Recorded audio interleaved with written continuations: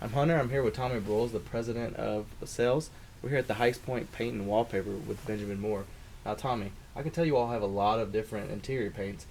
Kind of go through the good, better, and best options that you all have. Well, when you get into things like this, what happens is, we've talked about our Ultra Spec line, that's our top contractor line.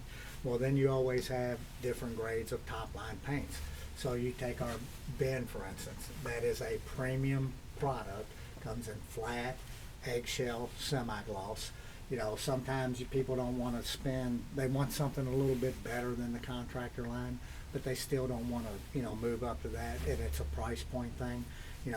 As you know, you've been doing this long enough, sometimes you'll go in someone's house and you give them, here's option A, and they'll go, well, I can't afford that, or I don't want to spend that much, and you go, well, I can save you some money using a lesser grade of paint, and you may be able to save them a couple $100 on a paint job, and they're happy with that. But then, most of your all's customers that you all do business with always want, like, the Regal products. The Regal is, again, it comes in flat, it comes in matte, it comes in eggshell. More importantly, it comes in pearl, which is my favorite finish of all the things that we sell. Pearl is unique to us. It's more than satin, but it's still not a semi-gloss. It just has a nice sheen to it.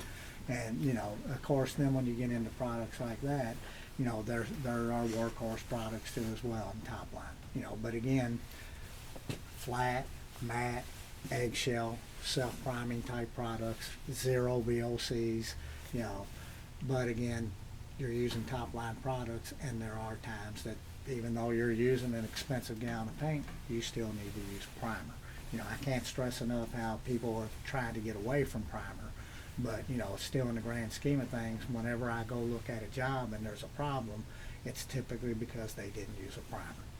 And then you go around and you get them into the semi-gloss. These products can actually be used on trim. They're that hard of a finish. It's not our top suggestion.